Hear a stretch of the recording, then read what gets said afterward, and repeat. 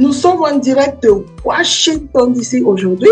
J'ai le plaisir d'avoir le chanteur togolais Oyem Ojo sur ma chaîne. Est-ce que vous pouvez vous présenter? Ici c'est Oyem Ojo. Je suis artiste togolais de la diaspora, résident ici aux États-Unis, originaire du Nigeria. Oyem Ojo, je suis très content de vous avoir sur ma chaîne aujourd'hui. Vous dites que vous venez du Nigeria, mais je crois que vous avez les origines togolaises et nigérianes. Expliquez-nous un peu. J'ai un côté nigérien, j'ai un papa qui est Yoruba et d'origine Ibadan, et j'ai une maman togolaise de Tchevier à Gbelouin. C'est quoi votre nom à l'état civil et c'est quoi votre nom d'artiste? Et à l'état civil, je me nomme Ojo Oyekola Aremiyao. Et le nom d'artiste, c'est Oyem Ojo. J'ai gardé mon nom de famille Ojo. Le nom de scène, c'est Oyem, qui est d'ailleurs dérivé de mes trois noms, mais mon nom de famille et mes deux autres prénoms, qui est Oyekola et Aremiyao. Vous êtes né au Togo. Dites-moi si vous êtes déjà allé au Nigeria ou vous avez seulement grandi au Togo. Je suis né au Togo, j'ai grandi à Lomé, mais par moment j'ai visité le Nigeria. C'est mes deux pays et voilà quoi. Vous vous présentez plutôt comme un artiste togolais et non un artiste nigérien. Pourquoi avoir fait ce choix? Le Togo, c'est ma terre natale. Et bien sûr que j'ai un côté nigérien, mais il faut dire que j'ai passé toute mon enfance à Lomé et voilà pourquoi je suis togolais. Et disons plutôt que je suis un artiste africain. Je préfère ce titre que de dire qu'il est togolais. Depuis quand avez-vous commencé votre carrière? Depuis le bas âge. Et à l'époque, on écrivait de petits poèmes. J'étais accro de la poésie, puisque j'ai eu la chance d'avoir une maman institutrice. Donc, le fait de lire des romans et tout m'a finalement bercé et dans l'écriture des mots et tout, et je suis devenu fou de la poésie. Donc, j'écrivais de petits poèmes que je déclamais lors des soirées récitales dans des établissements scolaires. Et au même moment, j'écoutais de la musique. Et à l'époque, il y a Jimmy Hope qui me berçait, il y avait les MC Solar. Au fil des années, j'ai dû jumeler ou bien combiner la poésie à la musique que j'écoutais. Donc, c'est ce qui a créé en fait l'art que je fais aujourd'hui, qui est ma musique propre à moi, Oyem. En fait, j'ai envie de savoir quel genre de musique vous produisez. Et à la base, j'étais slammer, rappeur. Et au fil des années, je suis devenu polyvalent. Puisque vous avez les origines nigérianes et togolaises, quel genre ou quel style vous utilisez dans vos chansons? C'est le style nigérien, style togolais ou purement expliquez-nous? Je peux me lever aujourd'hui et faire du kamou. Et après demain me lever et faire un truc, un afrobeat genre Davido, Rema et pourquoi pas. C'est Oyem quoi, c'est Oyem. J'aime surprendre les fans, j'aime surprendre le monde à chaque sortie. Donc et je viens de le dire, je suis devenu aujourd'hui un artiste polyvalent, et pas parce que c'est ce qui marche, c'est ce qui est authentique de nos jours, mais je le fais parce que c'est l'amour que j'ai, la passion que j'ai pour mon art en fait. C'est ce qui fait de moi un artiste polyvalent comparativement aux autres artistes. Comme vous êtes un artiste polyvalent, dites-moi en fait combien d'albums et de chansons vous avez aujourd'hui sur le marché? En 2009, j'ai sorti mon maxi de 4 titres. En 2017, j'étais revenu au devant de la scène pour sortir l'album au complet qui comportait 14 titres. Et actuellement, je suis en studio. Je suis en train de me préparer pour lancer mon second album qui va sortir d'ici peu, si tout va bien là, d'ici la fin de cette année, qui comportera au moins 15 titres. Oyem actuellement est en train de travailler sur son prochain projet, son deuxième album qui sortira très bientôt. En quelle année avez-vous lancé votre premier album? Mon premier album, je l'ai lancé en 2009. C'était le maxi qui composait avec mon titre phare Mère Afrique, le titre qui m'a d'ailleurs révélé au public togolais. Ma carrière solo artistique a commencé en 2006. Puisque vous avez commencé en 2006 d'une façon professionnelle, dites-moi alors, quelle expérience vous avez pu avoir en tant que chanteur africain ou togolais ou nigérien? J'ai connu des bases et des hauts, j'ai eu pas mal d'expérience dans ce domaine. En 2006, j'étais avec mon groupe Agape qui était constitué de SBM et mon cousin du Nigeria. Il y avait un autre gars, Kokou, qui était de Lomé, et il y avait moi. À l'époque, c'était du hip-hop gospel. Donc, les dimanches, on allait dans des églises pour interpréter, pour chanter des chansons gospel. Et j'étais le seul rappeur du groupe. Donc, quelques mois après, SBM est retourné au Lagos. Et c'est là où le groupe s'est séparé. C'est là où ma carrière solo même a commencé. Alors, déjà en 2008, je me suis révélé au public togolais à travers ma chanson Mère Afrique. Et c'est la chanson Mère Afrique en 2009 qui m'a permis d'être finaliste au Togo Hip Hop Award et qui m'a révélé largement au public togolais, qui m'a donné d'autres opportunités de voyager dans la sous-région.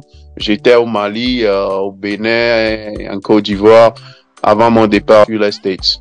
Donc, j'ai eu pas mal d'expérience dans le domaine. J'ai fait pas mal de scènes. J'ai pas eu tant de trophées. J'ai pas connu un succès vraiment, puisque pour moi, ma carrière, ça continue toujours et la bonne chose m'attend encore devant. Est-il facile d'être un artiste en Afrique, aux États-Unis? Et c'est pas facile. Les conditions ne sont pas, surtout quand on s'autoproduit. Puisque c'est pas facile, ça veut dire que vous vous financez vous-même. Donc, vous n'avez pas de financement. OIM n'a pas de producteur, j'ai pas de maison, bien de label avec qui j'ai signé. Et du moins, pas pour le moment, je m'autoproduis comme toujours. Je finance mes projets moi-même et je les promouvois moi-même. Quel conseil avez-vous aujourd'hui à donner à un jeune Nigérien, Togolais ou Africain qui aimerait commencer sa carrière de musique? C'est pas facile, le chemin est long. Je venais de le dire, c'est comme un roman, c'est comme du feuilleton. Donc, et si tu tiens à ce que tu fais, continue pas de travailler, le travail. Et après le travail, le succès, quoi. Donc, ne lâchez point, soyez persistant et soyez surtout humble. L'humilité avant tout. Donc, voilà le secret. Moi, je crois que pour qu'un artiste réussisse, il faut qu'il soit vraiment humble parce que c'est dans l'humilité qu'on arrive à gagner les connexions. C'est dans l'humilité qu'on arrive à avoir les portes ouvertes. Et j'espère que tout artiste qui écoutera cette interview va apprendre de vos conseils. OIM Ojo, vous venez de me dire que vous avez votre prochain album qui sera lancé bientôt. Quelle surprise en fait vous voulez faire à vos fans qui attendent impatiemment cet album? Sur l'album, j'ai composé une chanson reggae et j'ai fait pas mal de featuring. J'ai fait un featuring avec un artiste du Togo, Kana, plein d'artistes du Togo d'ailleurs. J'ai fait un featuring avec Fofo Scarfo et j'ai fait pas mal de featuring avec un gars d'ici, un Italien et beaucoup plein de surprises sur l'album. Et je vais pas tout dévoiler ici, mais je réserve beaucoup de surprises pour vous sur mon prochain. J'ai découvert que vous avez fait un featuring avec King Bala et Vanessa Oru. Est-ce que vous pouvez nous expliquer un peu? Featuring le projet avec Vanessa Oru, la grande sœur, la maman, la diva, et c'est un projet qui nous tenait à cœur et elle était la bonne personne. C'est un featuring qui a été fait comme ça. On ne sait pas le bien bon matin pour le faire, mais on a été très inspirés. La chanson, elle est dédiée à toutes nos mamans, à la maman, à la mère africaine. Vanessa, où tu es aujourd'hui, bien de choses à toi. Et merci d'avoir accepté de collaborer avec moi. Et merci pour ce projet qui sera toujours là. Et voilà, quoi. Une fois encore, merci. L'histoire avec King Bala. King Bala, c'est un frère de toujours. King Bala, on s'est croisés, on s'est fait connaissance grâce à un ami d'ici. Baki, qui est du côté de New York, que je salue également de passage. Et il m'a appelé un jour, il m'a dit, oh yeah, écoute, j'ai un frère au pays qui chante bien et comme toi, et j'aimerais que tu collabores avec lui. Et au début, je l'ai écouté, j'ai dit, mais ok, ça va se faire un jour, il n'y a pas de problème. Mais le lendemain, il m'a rappelé sur le même sujet. Au finish, il nous a mis en contact, King Bala et moi, et là, on a commencé par échanger. Et à mon retour au pays, j'ai croisé King Bala et on est rentré en studio pour vous donner Our Story. Et la chanson Our Story, c'est une chanson qui parle de nous, nos vécus, nos quotidiens, notre passé, tout ce qu'on a vécu. Vous êtes sans savoir que King Bala est dans ce domaine également et ça fait pas mal d'années. Il a vécu beaucoup de choses, comme moi d'ailleurs. Donc nos histoires quelque part se ressemblent. Et c'est ce qu'on a mis ensemble à travers cette chanson-là. Et nous ne sommes plus là où nous étions il y a cela quelques années. Et Dieu merci. Et ça va maintenant. Mais cette vie, elle sera encore meilleure demain. Donc c'est le message clé. C'est le message que nous sommes en train de passer à travers cette chanson, Our Story, qui raconte notre histoire. Oya Mojo, avez-vous un mot de fin?